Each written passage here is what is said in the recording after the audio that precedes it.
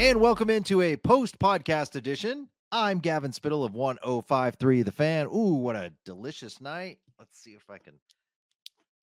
That has no pop to it whatsoever, which means that is a dead alcoholic beverage. So the effort was there, folks, tonight to pop a Frosty because Mason Marchment with a goal and 4 assists. The Stars score 6 straight in the first period for a 7-1 win in Pittsburgh. Matt Duchene also had a goal and 2 assists. Miro Heiskanen scored twice. Brendan Smith got in the lineup and made a difference. He had 2 assists. Esa Lindell had 2 assists. Jake Ottinger, when he needed to, made 20 saves. There was 1 goal that got let by, but all in all, an amazing effort by the Stars as they win by the score of 7-1. Interesting stat line. Let's go to the greatness of Owen Newkirk. Exactly 43 years apart, November 11th, 1981. The Minnesota North Stars set the franchise record for most goals in one period by scoring 8 in the second period against the Winnipeg Jets. They won 15-2. 43 years later tonight, the Stars tie the Dallas record, second most, with 6 first-period goals at Pittsburgh. So really, really good stat there. And let's go to NHL public relations. Mason Marchment with 1 goal, 3 assists, 4 points, tied the Dallas Stars franchise record for 4 points in a period and became just the second in club history to post 4 points in the first game following the greatness of Barry Gibbs, not Barry Gibb, the singer, but Barry Gibbs on December 21st, 1974. If you look at most points in a period in franchise history, Mason Marchment has 4. Tyler Seguin has 4. Some guy named Valeri Nichushkin has 4. Dino Ciccarelli. Boy, I'll tell you what, Stars fans. A lot of times we don't talk about Minnesota North Stars history, and that kind of bugs me because I'm a big history buff, and I love and I want to embrace Minnesota as far as the history of the North Stars, not the Wilds, but the North Stars here in Dallas. You need to look at Dino Ciccarelli. What a player he was. Neil Broughton also had 4 twice, as did, Dino Ciccarelli had 4 points in a period 3 times. The greatness, here's another great Minnesota North Star, Bobby Smith.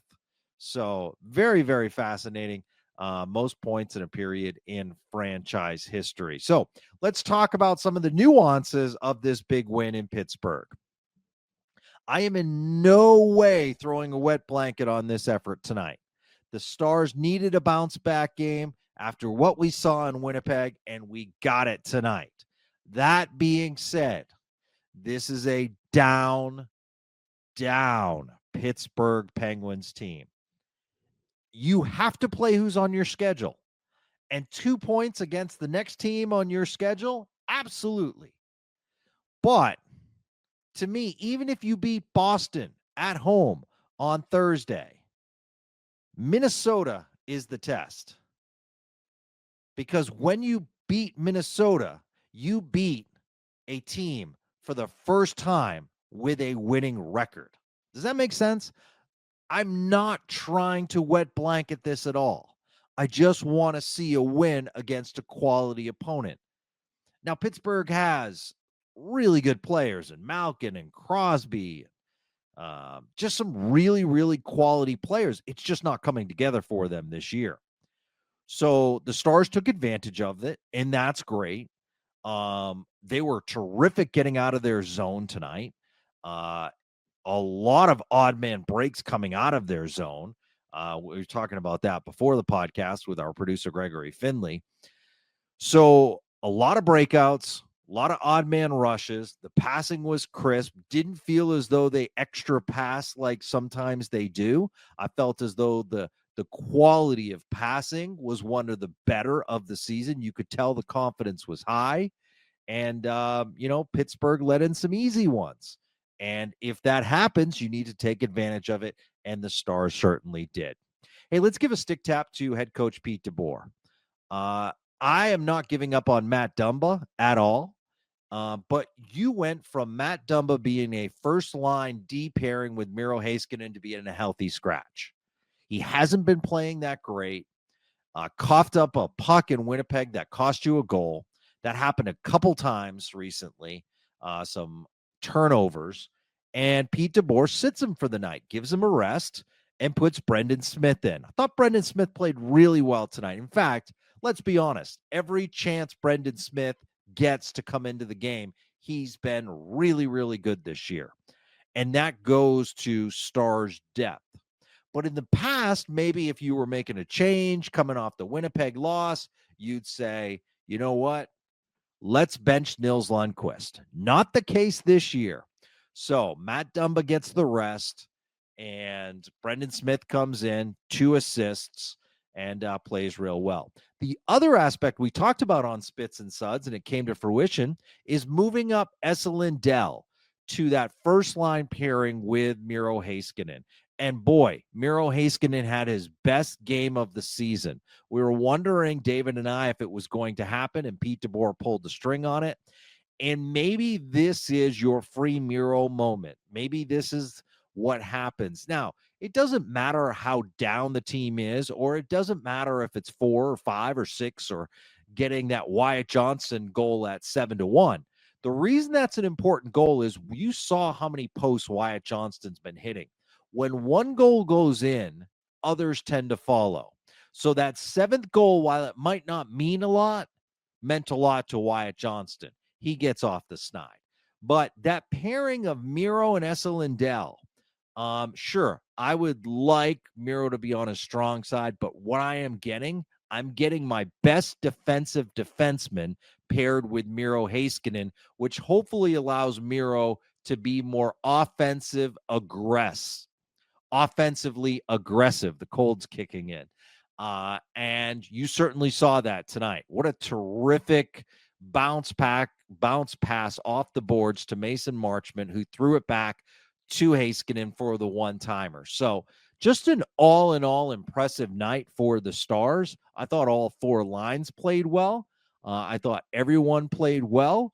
And you know what? It was a really, really good effort coming off a loss.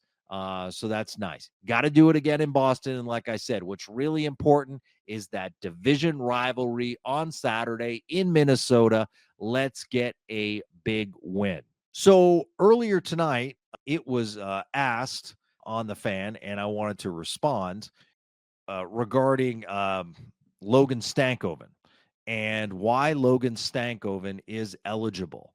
And you can question why Logan Stankoven is eligible, because for a player to be eligible for the Rookie of the Year, he has to play in no more than 25 games in any preceding season, nor in 6 or more NHL games in each of any 2 preceding seasons, and the player has to be at least 26 years of age, is not considered a rookie. So have to be under 26. So how many games did Logan Stankoven play in last year? 24. So he was 1 game off from not being eligible. Now, he did suit up in 19 playoff games, but similar to goals and assists going on career stats, which they don't, I think they should. Playoffs don't count as far as games played when it comes to trophies and when it comes to a lot of things. So, therefore, Logan Stankoven is a candidate for Rookie of the Year, could be the favorite as of right now. He has the most points by any rookie.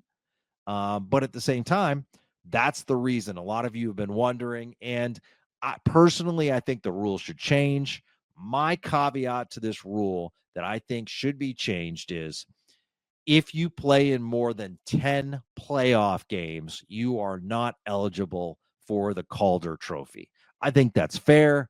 You think about it. You're not only getting seasoning with 15 plus games in it, or in Stankoven's case, 24 games, you are playing against the highest level of competition. So you're getting your seasoning. So in essence, I don't believe Logan Stankoven is a rookie. But if that's the rule, then you know what? Let's go ahead and take the Calder home to Dallas. That would be great. So on to Boston on Thursday. They are playing better, but and some of their big guns are playing better. And Boston's always an interesting game because the AAC, it's an original six, always filled with Boston fans. So it would be great for the Stars to pull off 2 points against the Bruins. And let's also give credit to Jake Ottinger tonight. Only 20 saves, but he did make some, nice saves. And I wonder what the situation would have been if Jake Ottinger wasn't pulled on Saturday. You probably go with Casey DeSmith tonight.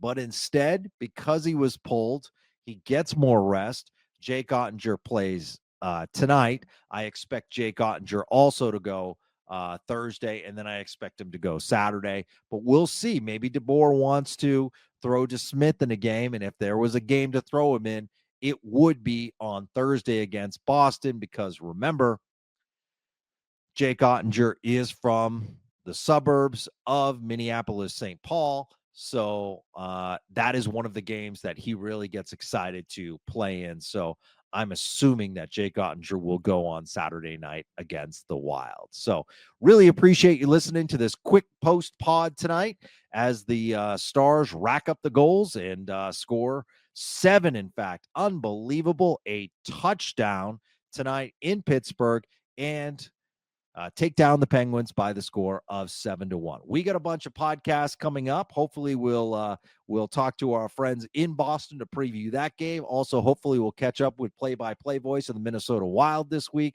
Joe O'Donnell, to get his thoughts on the Wild, on Stars on Saturday. So we'll get you some more episodes as the week goes along right here on Spits and Suds. Have a great day, everyone.